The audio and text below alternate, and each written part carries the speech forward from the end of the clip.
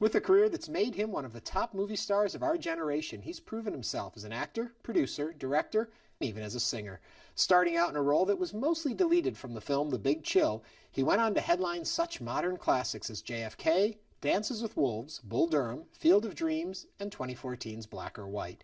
But one true passion has always been his music, and these days you're as likely to see him touring with his band Modern West as you are to catch him on the silver screen. Hello, I'm Ernie Manouse. Coming up on Interviews, our conversation with multi-Emmy, Golden Globe, and Oscar winner Kevin Costner.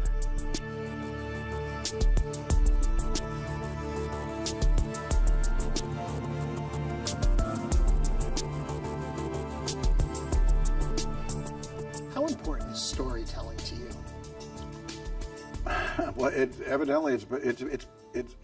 became foremost in my professional life. At least it's how I have made a living, being part of telling stories, either writing them or performing them, or whether it's a 3-hour movie or a 3-minute song or 4 minutes. You know what I mean? So storytelling is, something I grew up with, but I didn't know you could turn it into a living. You've done quite well turning it into a living.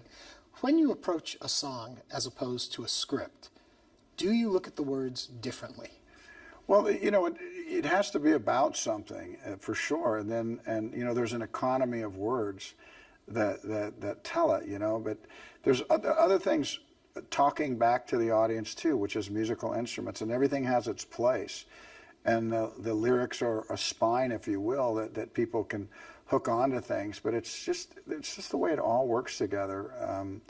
We've recorded now about 45 to 50 songs, and of those 50, probably 25 of them could make it into the set any particular night. Yeah. And so the songs really have to fight hard to break in, because we have some old favorites. They're not necessarily old to other people because we're not a really well-known band, but for ourselves, songs really have to work hard to break into the set. I read somewhere how you talked about how important rehearsal and the rehearsal process is to you when making a film. Is the same true for performing music, or does it come alive and you find the song in front of an audience as opposed to rehearsing? They come more alive in front of an audience. We've always said that one performance is worth 8 rehearsals, but you've got to put that rehearsal time in a little bit before you're willing to put it up in front of people. One of the hallmarks of this band is that we will do this, probably because of me. We'll do it earlier than most bands would. Say, hey, we've been working on this song, let's play it. I don't think we're ready. I usually go, I think we are ready. And it always advances us because there's the pressure of having performed it. And it's different. You can practice, but in a way you cruise. Doesn't mean you don't work on breakdowns, but it's a mechanical process. And then when you put it in front of people, it really advances the songs. Take me all the way back. As I understand it, everyone knows you as the actor. Right. But really, you started with music. I did. I think probably a lot of actors have, so to speak. In my instance, mine was very basic. It starts in the church, the Baptist church. My grandmother was the piano player. My mom was in the choir. Her sister was in the choir.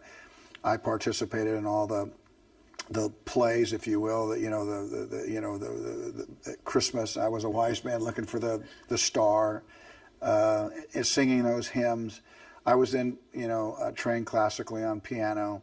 I was in traveling choirs, and then sports became really dominant for me, and I didn't be chained and balled to the piano, and I'm really sorry about that because so much of that has drifted from me. But I was trained classically there, and really could play, and that, I didn't know where my life was going. I didn't know I would be able to make a living as an actor, and I wanted to come back to music, and 2 of the guys that are in the band now were in the first band I was ever in called Roving Boy, right, as John Coinman and Blair Forward. And I couldn't really put both careers together. There's a feeling out there that actors, in a way, shouldn't do that. It doesn't really seem to bother people when musicians somehow come into movies, or television, or if you will. But there's a very interesting stigma about actors doing it.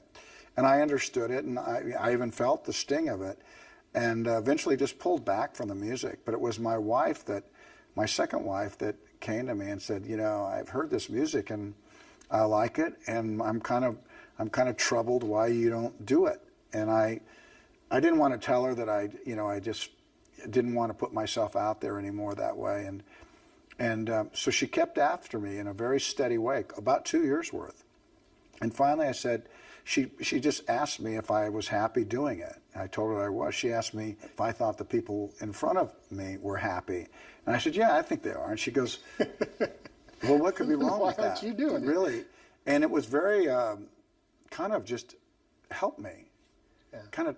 It just took a decision away from me. And so about 9 years ago, we put Modern West together. And I started with the two guys in my first band, and we expanded out. And there's been no grand plan. I mean, the fact that we've made 5 records now and that we've toured for money was not part of it wasn't part of the plan. And in a way, that's been a lot of my life, that I don't always have a master plan. I have this feeling about what it is I want to do. I want to be an actor. And I go work towards that end. You know,